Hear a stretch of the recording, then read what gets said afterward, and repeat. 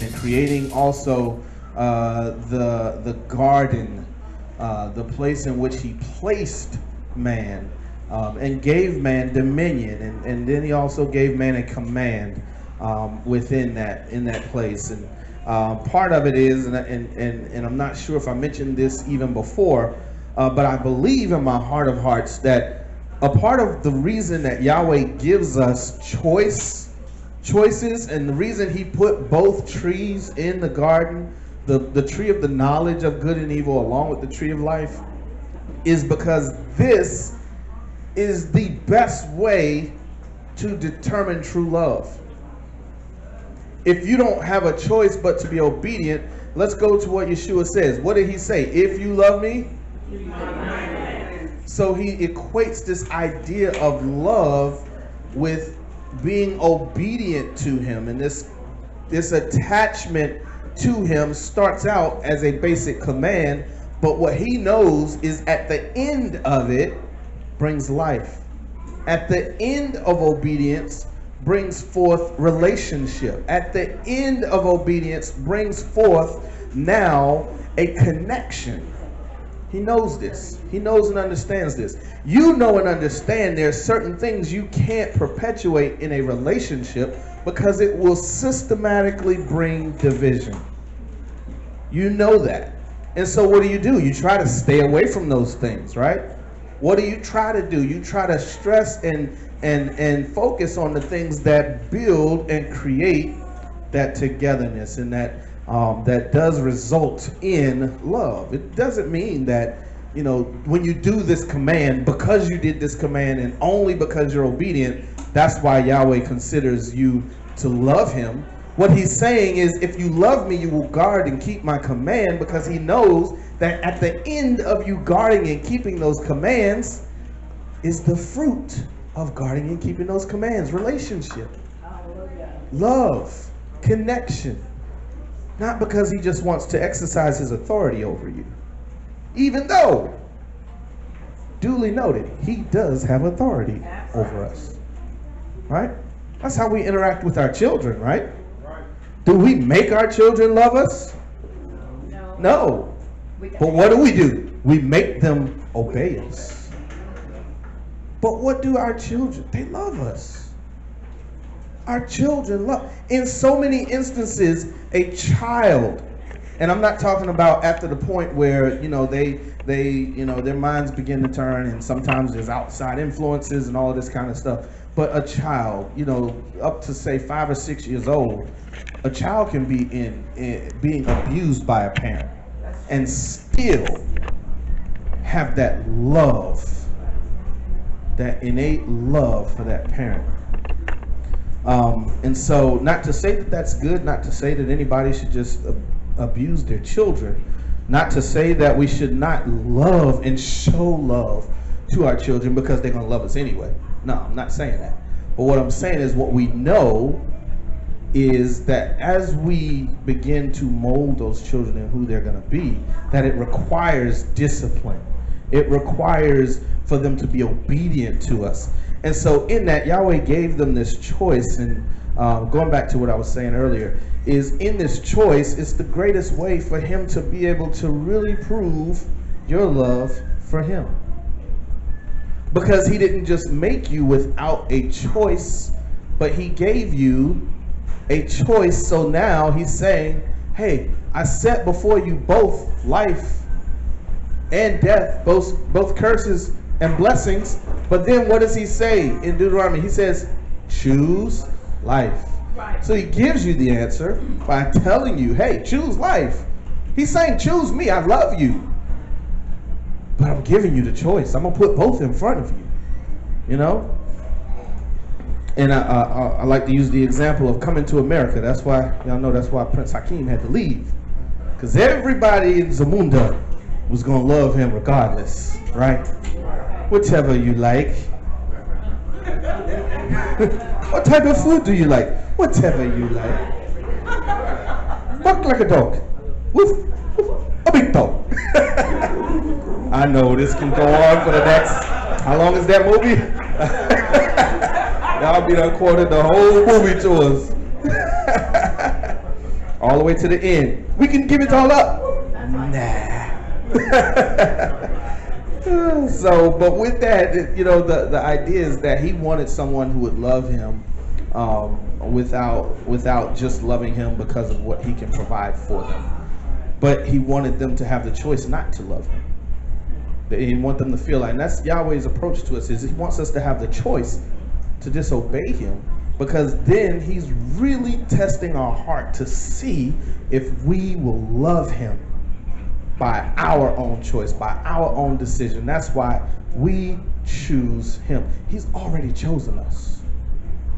He's already chosen us. It's up to us to choose him.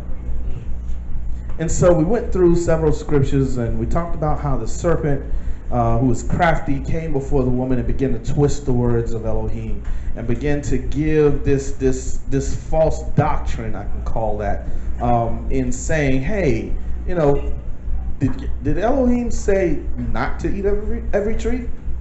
With a small twist on those words. And we talked about how they had to now face a decision, right? They had now the knowledge of both good and evil, because once they ate, they were exposed. And so now we begin to now, as mankind, to have to choose between two paths, between what's right and what's wrong. But the problem is that when Hasatan said to them, you will not surely die, but he knows that eating you will be like him, that you will have wisdom and knowledge. He was absolutely correct in saying that you now have knowledge and wisdom. But where he was incorrect is where he says you will be as him. We're not as him. We now have the knowledge. We now have the exposure. But we talked about how many things in life situations in life happen, and you wish you could undo them. You wish you never had the knowledge. You wish the experience never took place, because now you've got to fight and battle with that which you know. And it's hard to erase. And so in Isaiah 55:7, Yahweh says, let the wrong forsake his way, and the unrighteous man his thoughts. Why? Because we need Elohim's thoughts. We need the thoughts of Yahweh to guide us and to guard us, because now we've got the wrong stuff in front of us. We got the right stuff and the wrong stuff. We've got to figure out which is which. But as I said earlier, we are not as Elohim, so it's not that we understand which is which. Because how many times is it that the bad stuff looks good and the good stuff looks bad?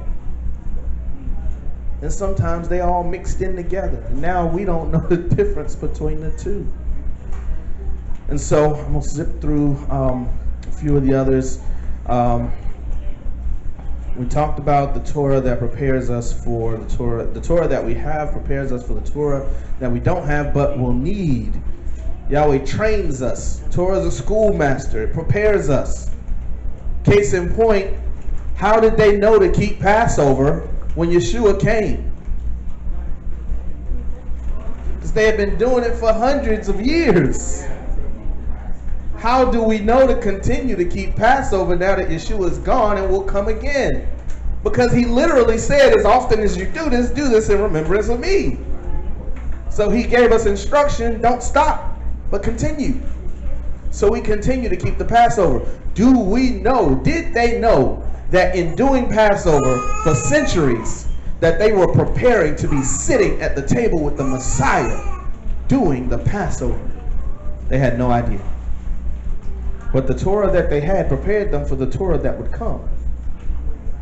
And so we understand that in obedience, we are preparing for things that we don't even understand.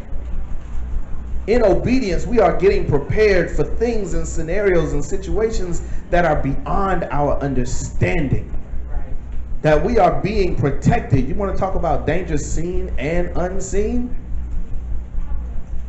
Danger seen and unseen.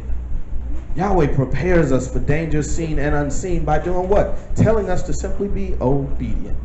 Just do what I said do. Why? That will put you in the right place at the right time for the right reason.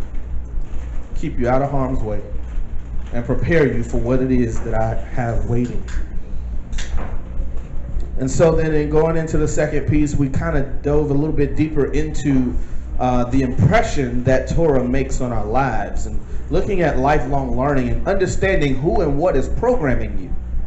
Understanding that we are programmed by life itself, our experiences, the things that we go through, the company that we're around, that everything, exposure teaches us. And we talked about artificial intelligence and how when you look at today's technology, that a huge part of what they're trying to do now is teach machines and technology how to think, how to calculate. You know, if you go to work every day, if you drive that route every day, then sooner or later, your smartphone is going to do what? Pick up the fact that every day you go to this destination. So before you even leave the house, it says, 14 minutes into the office. It's already looked at the route that you normally travel and told you that there's no traffic on the way. Just go to the way you normally go. Or if there's an accident, it'll say, hey, there is an accident in your normal route. You may want to take an alternate route. Now, of course, it doesn't use all of these words. It just pops up there. But what I'm saying is the information is taken from what? Your routine. It's learning. It's learning. That's what we're doing. We're constantly learning. So when we're exposed to everything other than the word of Yahweh, what are we learning? Everything other than the word of Yahweh. But when it is Yahweh's teachings and Yahweh's commands and Yahweh's Torah, and we're constantly hearing and reading, and these are the things that are getting embedded in us, then we understand one other thing, is that forgetting is not as prevalent as we might think. We automatically assume that when we can't remember something, that we've forgotten it, that it no longer exists in our brain. But what we talked about is the brain's capacity being such that you could digitally record every single second of a 300 years worth of DVR shows. You can DVR 300 years worth of TV. That's how large capacity of your brain. We have that much space. So the things that we think we've forgotten, guess what? They're still shaping us. The things that we think that we no longer remember, they still have an impact on our decisions. They still have an impact on how we think and the conclusions that we come to. We may not understand it on the conscious level, but subconsciously those things are still helping to do what? Direct our path. And so if it's Yahweh that we want to be connected to, we can't go through what we talked about here, which is the forgetting, right? And in that, we talked about involuntary actions and how your body just kind of does things and doesn't ask your permission, but it just knows to do those things. Then we talked about Alzheimer's and how that's a form of dementia where your brain cells begin to die and there's detachment that's created where, and it's caused by twisting and by plaque, which is a buildup of separation between brain cells, and then that's the plaque. And then the twisting is a twisting of the fibers within that cell, and eventually there creates this separation and breakage, which now creates what? Forgetting. Now you forget to do basic things. Really and truly, those brain cells die. And when they die, that means the information that they carried no longer exists. Eventually, the worst case scenario of Alzheimer's is your brain forgets to tell your body how to breathe. That you forget the very basic necessities of living. And so as that happens, is that also, and we looked at Isaiah 59, 1 through 3, on how Yahweh says your sins have separated you. Your iniquities have caused this separation. What happens with separation? What is iniquity? Iniquity is what? Twisting. Twisting. That's what the word for iniquity means. It means to twist. And that twisting that happens is when we say, and I'll bring you this example, and again, I'm really getting through this portion and we're about to move into the next piece. And so, if this is the line, this pole is the line. Anything beyond this is sin. On this side, I'm fine. Once I cross the line, I'm in sin. This is called transgression. Every time I cross this line is sin. Transgressing the law. This line is the law. Every time I pass it, what is it called? Transgression. This is sin of transgression. What happens when I do this?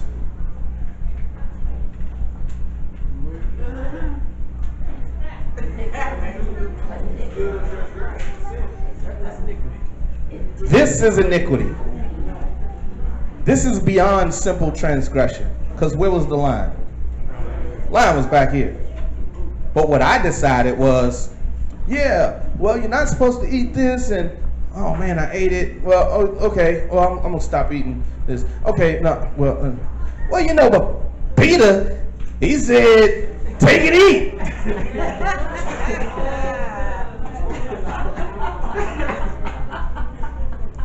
That's beyond transgression now, because I've just convinced myself that that's not the line. So this becomes iniquity because I've twisted the line. I've perverted the line. That's what the word means. I've perverted the law. I've made the law what I wanted it to be. Well, the Bible says love, so you gotta love everybody, and you can't be judging people. You can't go around telling everybody when they're wrong, and you can't be judge lest ye shall be judged. You can't be. No. We're supposed to call a spade a spade. This ain't the line.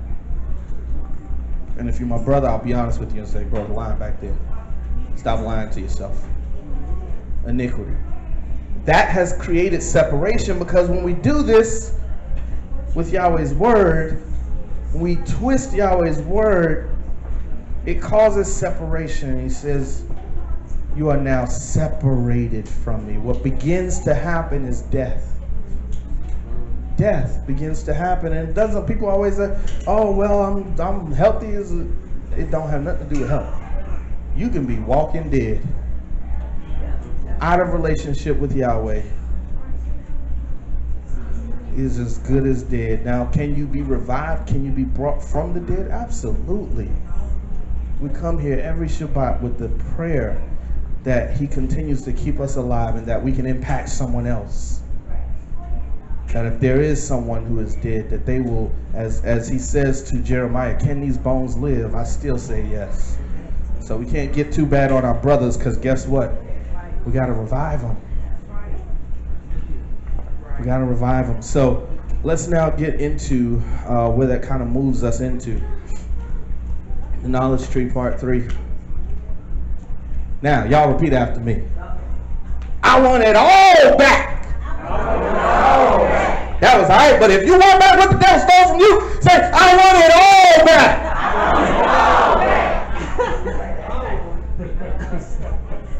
I want it all. I'm taking back everything that devil stole from me. I want it all. All of it. Wait a minute. Wait, he steal again? That's the question. Now there's a whole lot of sermons. Like y'all, if I could have kept going with that, and like that YouTube would have got like a million views, right? Because yeah, he talking to me, yeah, devil. Ready to get a devil a piece of your mind. I'm taking my stuff back. Taking my stuff back. Now what we talk about, the knowledge tree, right? Hasatan, who comes in, the deceiver. What's some ways we can describe him? The lawless one, the thief, the deceiver, enemy, adversary. John 10:10 says, the thief comes to steal and to kill and to destroy. Right? And so is that what people mean when they say, I want back what the devil stole from me? Everything that the devil stole, oh, give it back to me. I want it all back. It's a whole song, y'all. I played it. Kind of neat. I actually played it for the person who sings the song. It's kind of cool.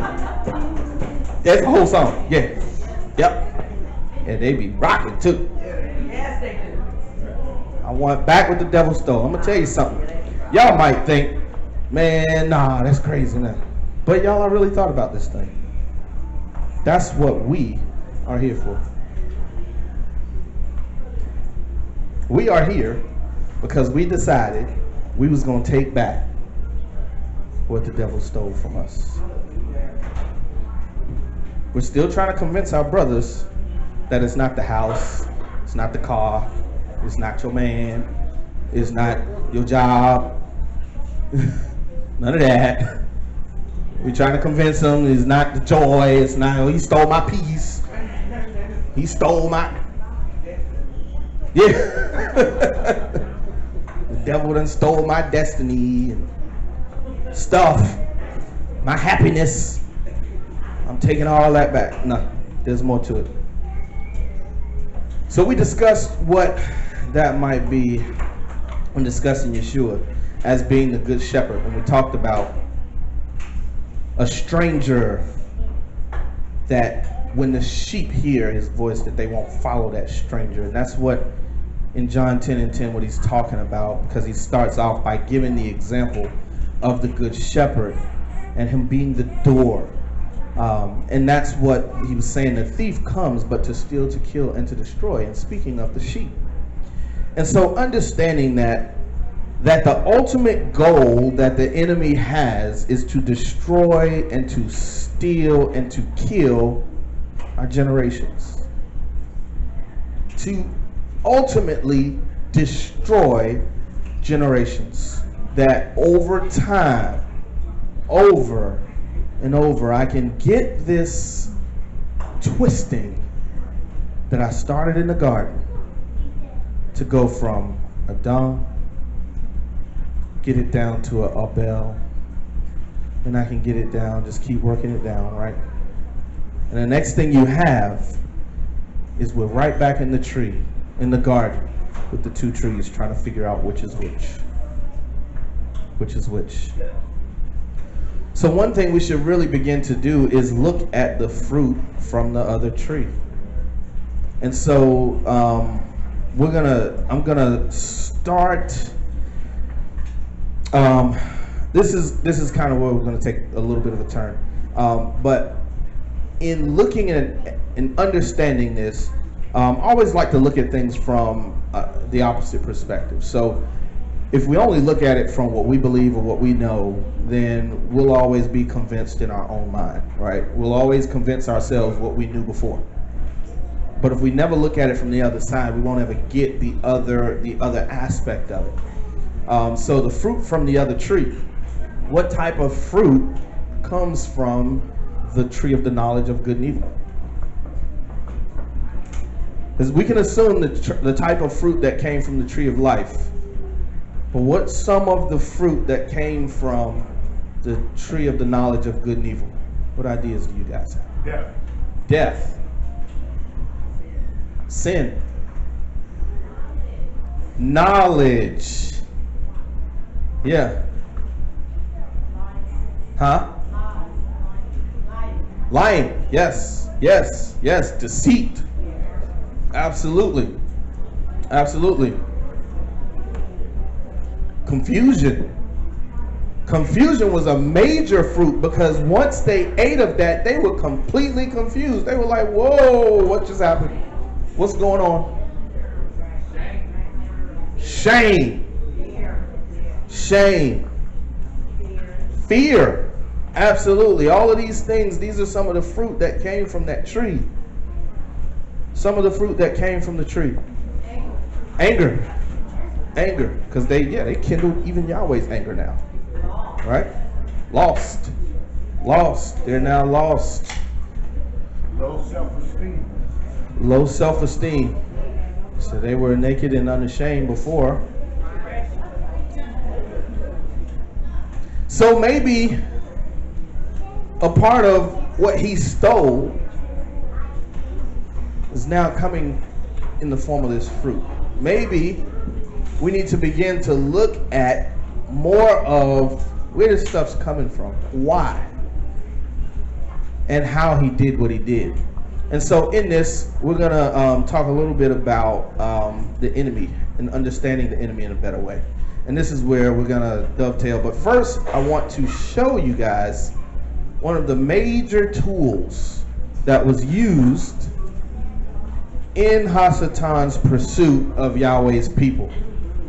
And so I'm going to read through this because we're talking about what the devil stole, right?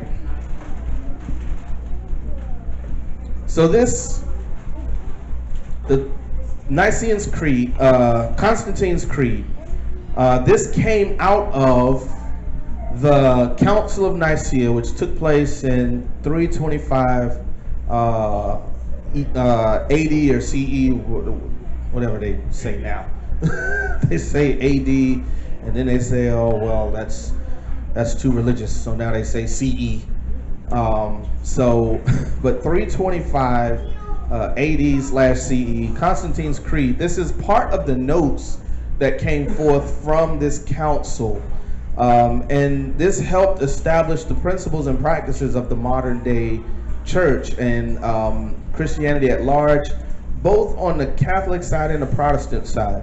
Most people don't understand the connection between the Catholic Church and the Protestant Church.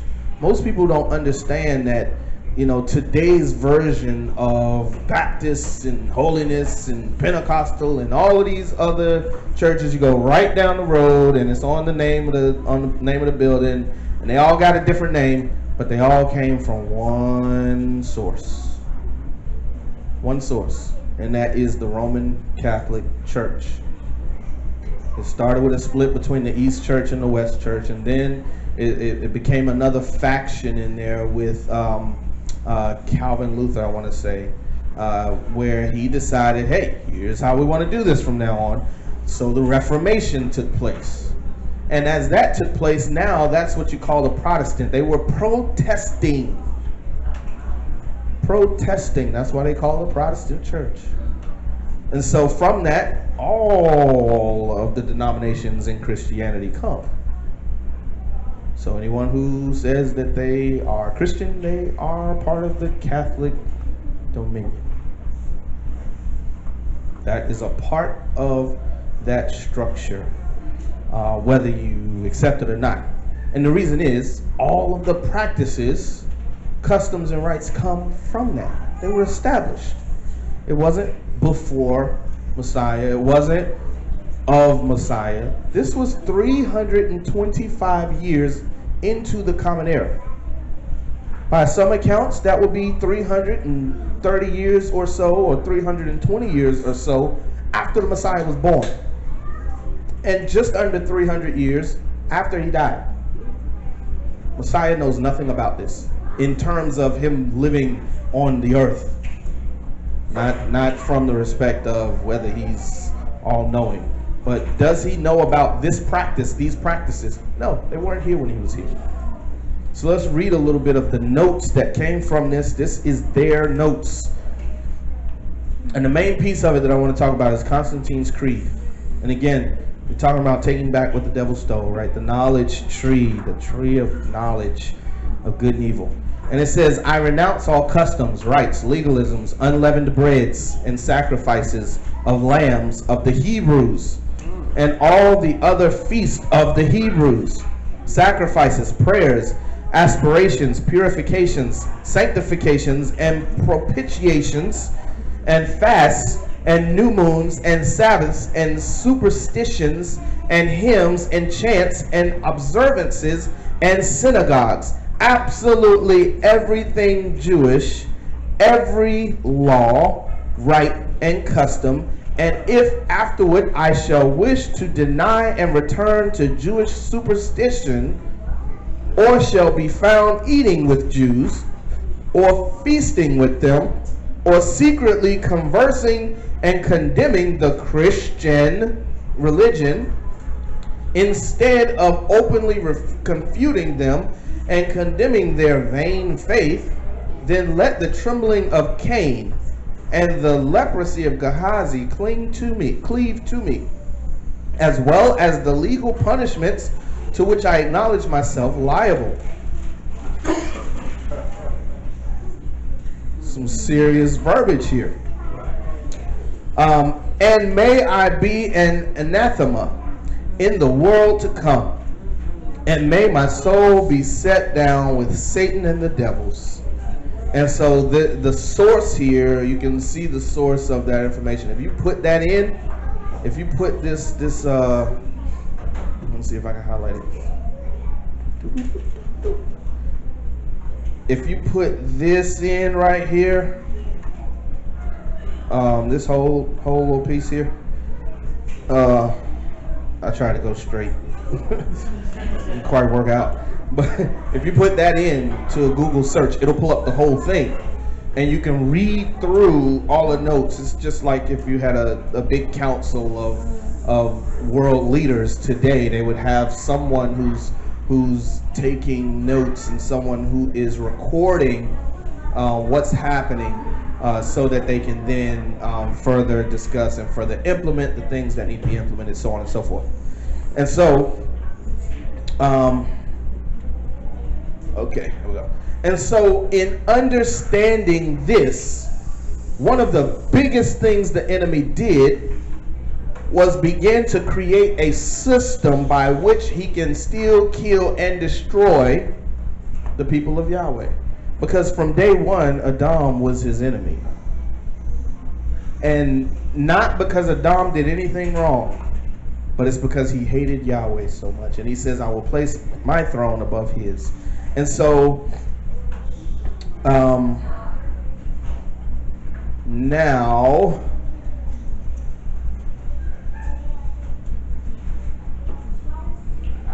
I want to get into a little bit of this before I move into the next part. And so, like I said, we'll kind of jump into the next part the next time I teach, because this is key to understanding at this junction the ploy of the enemy. Understanding the adversary, we need to understand what and who he is. What is his objective? What is he trying to accomplish? What authority does he have and has been given? And in understanding what his future is. Understanding the adversary, what he is not. Please understand this. He is not the opposite and equal of Yahweh. He is not the yin to Yahweh's yang. He's not the black to Yahweh's white. He's not the down to Yahweh's up. When we make him equal and opposite of Yahweh, we say that he is just as powerful. This is why people run around talking to the devil all the time. Because they feel like the devil can be present with everybody at once. No, Yahweh can, not the devil. Satan cannot be omnipresent. He is not omnipresent. He cannot be in more than one place at one time. I'm not going to go through all of the scriptures to prove that out, but it is easily provable. He cannot go before everybody and Yahweh at once. What did he say about Job? What are you doing? He says, I'm going to and fro. Do Yahweh have to go to and fro? Yahweh can be everywhere at once. But Hasatan cannot. Please understand that. And lastly, he is not able to see the future. Hasatan is not able to see the future. Now, here's where you have to be careful. How many of you understand, has anybody ever seen a magic show or a magic trick displayed where they explain how they did the trick? Anybody ever seen that? You know, I've seen these shows. There's a show that Penn and Tell do where they won't say it because for them it's like a big thing, right? They won't say, but the person will do the trick, and then they'll go up to the person and whisper in their ear, oh, you did this, this, and this, and this. And the person will say, yes, that's exactly what I did, or nope, that ain't how I did it.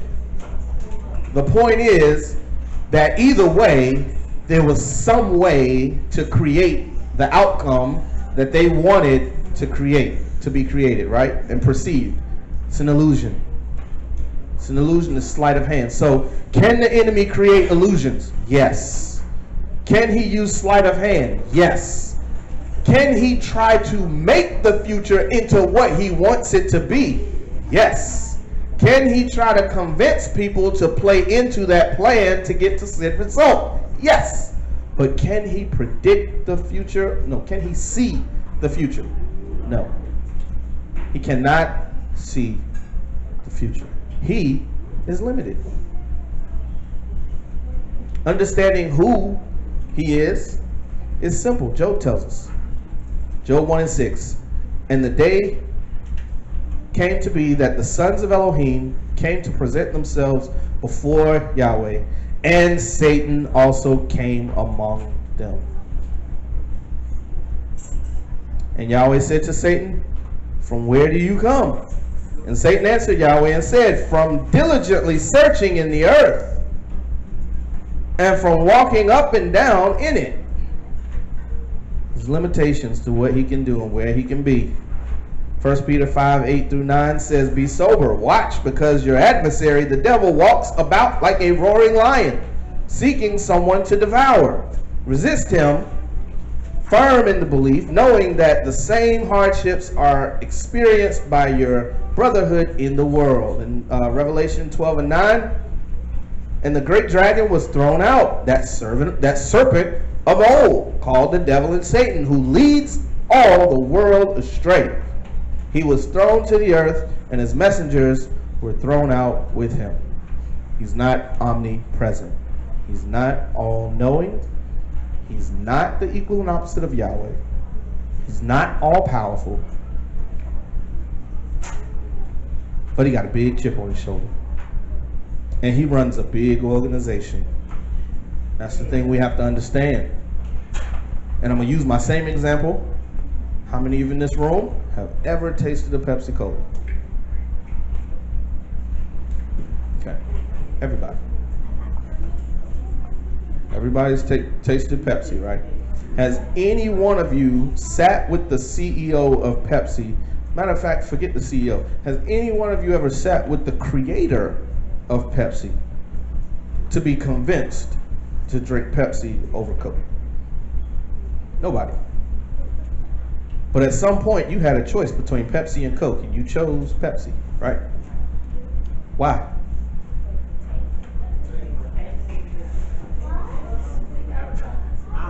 Advertising. It was born in North Carolina. You know, that's what your parents drank. All the stuff, guess what? The CEO, he goes to bed or gets up in the morning and he tries to figure out, how can I get a Pepsi in every person in America's hands? But guess what he ain't did yet? Like to try Pepsi? Like to try Pepsi? Like to try Pepsi? Is he really going to go door to door in every house in the United States of America to try to sell them a Pepsi? No. But what is he doing? He's making it available. He's got advertisements. He's got billboards. He's got commercials. He's got the names on it. They started to put names on there. I ain't seen Shamika yet though. They ain't put Shamika on there. So Pepsi, no, that's Coke, ain't it? That's Coke. Coke. So Coke, y'all might get some extra customers if you put Shamika on there. Y'all got Sarah on there. Put Shamika on there. Right. They probably got Valerie on there too. Kimberly's on there, you know. They got George on there for sure. George is on there. Chris, oh, you know that's on there. Yeah, they ain't got Jamal on there. I ain't seen no Jamal yet. They probably got James. Okay, I'm busted. But the point is, they do all they can to try to get you to buy, right? But he does not come and knock on your door. House of Time does the same thing. He's selling sin. Every day, all day, 24 hours a day. Selling. He ain't knocking on your door. He ain't knocking on my door. He got bigger fish to fry. You know why? Because he's putting in place systems. What is his objective? Ultimate objective is to get all of us to bow down to him. Y'all understand the definition of worship is bowing, being below, bringing yourself down, bringing one low. This is the definition of worship. And I don't mean some spiritual, no. Look the word up in the Hebrew. The word for worship means to bring oneself low. So what does the enemy say? He says, I will exalt my throne above his. What is he saying? That even Yahweh will worship me. That's his ultimate objective. Ultimate objective is to get worship from all of creation. Other thing is understanding his level of authority.